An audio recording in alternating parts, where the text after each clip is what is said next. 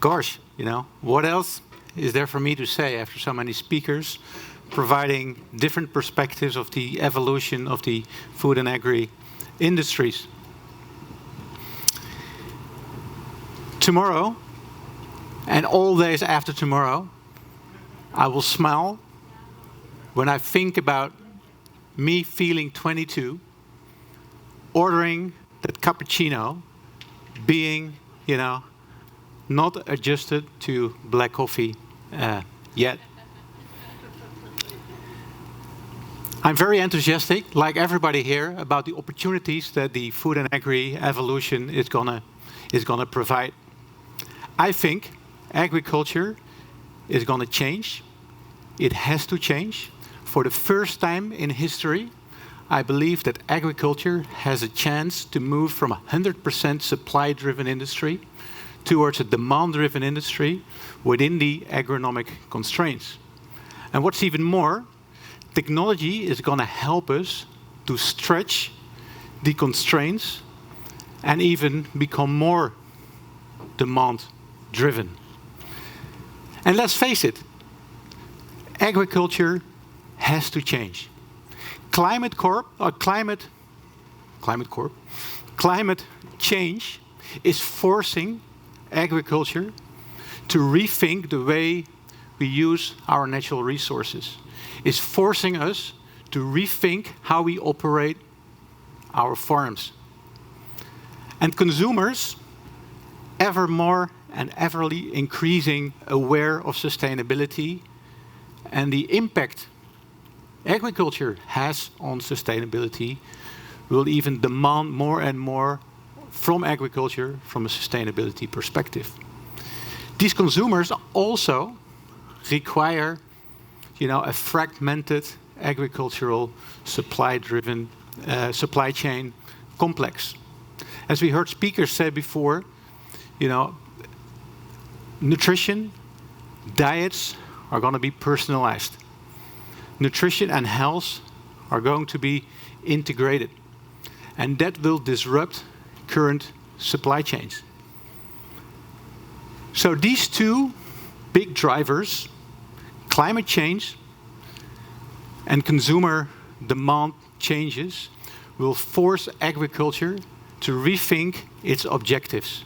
So far, agriculture's objective has always been primarily yield enhancement, productivity improvement. We will need two additional objectives to ultimately serve society and its consumers. In my opinion, agriculture needs to increase the speed of production to market, the flexibility of its production system, and the predictability of its production system. And the third objective, the second new objective, is sustainability, is resilience. So there is a necessity for agriculture to change. But on the other hand, we have the tools to make these changes. Technology, which is the main focus of this conference, for sure will help agriculture move from the third revolution into the fourth revolution. But I'm not so optimistic that technology alone will meet, the objectives that agriculture is going to require. I think we need to rethink how we embed farmers in the supply chain. Call it social innovation, but we need to make sure that farmers are able to invest not only in short-term profit, but also in long-term resilience. We need to enable farmers to get a little bit of a bigger share of the value that is created in the supply chains that they participate in. Because today, farmers get this much of the value that is created in the supply chain. And they have to absorb this part of the risk. That's not a good position to be in. You don't make money and you have to absorb risks. We need to enable farmers to adopt all the great technologies that we have discussed yesterday and today.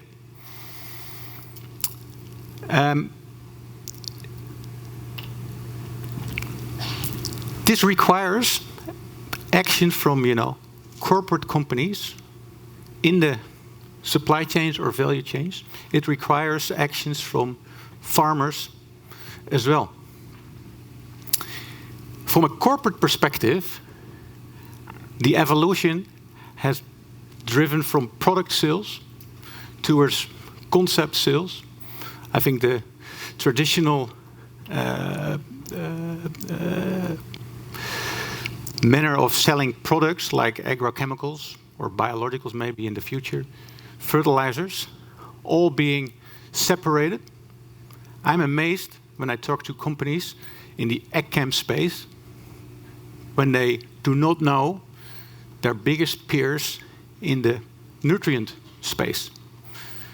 I think we will see an integration of the different farm inputs in concept sales. That evolution has been started about 20 years ago, has not been finalized, so we will see that continuing. And this is important because the change in farming practice will ultimately change the relative share of the different farm inputs in the farmer's wallet. But let's not talk about, trends that have been initiated 10 years ago and are still continue to be with us for the next 10 years. Let's think about, the next step in how farmers are embedded in value chains or supply chains. And this is a term I basically borrow from one of the presidents of a Google X company who was talking about the vision of healthcare being a technology-enabled collaboration between the patient and the physician. I think we will see, a technology-enabled collaboration between the farmer and the extension service. That extension service is becoming more and more important because products, in essence, are not the limiting factor in increasing productivity or in upgrading the resilience of the farming production process. It is the way these products are used in farming operations. Seeds have an intrinsic capacity to provide us with much more bushels per acre, I think in the US is the term, than what farmers are able to extract. So I'm very excited about the digitalization of agriculture that enables a more fine-tuned decision-making process at the farm.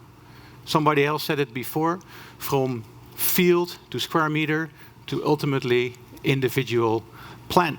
I think it's a long way for us to ultimately manage the individual plants, but at least is the direction in which we have to go.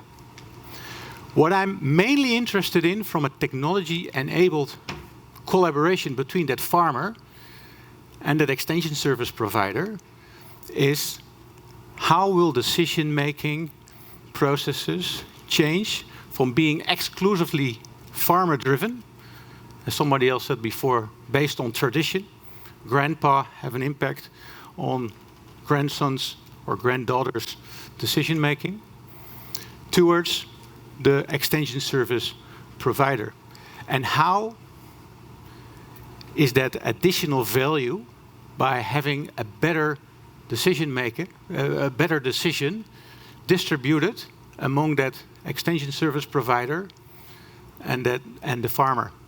I think that is something that is the most important topic to think when we evolve in the next level of agriculture. There are plenty of candidates, in my opinion, who aggregate farmers in order to provide extension services that will help farmers to make better decisions. It has to do with data availability. It has to do with who is able to process the data. It has to do with who is able to execute the decision that the data processing is basically recommending.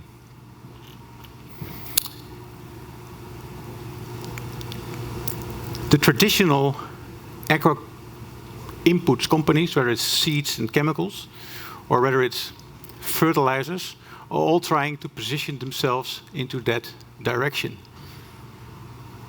But I also believe that the big tech companies, with their computing power and their savviness in the market and their unconstrained disruptive thinking, could well be the companies that ultimately make that change. This is mainly, in my opinion, a North American or even a Brazilian story. In Europe, I think the trends are different. Farmers will digitalize, but farming is completely different in Europe than it is in the US. We still have a cooperative structure that allows, I think, farmers a tool or a vehicle to remain in control of their data.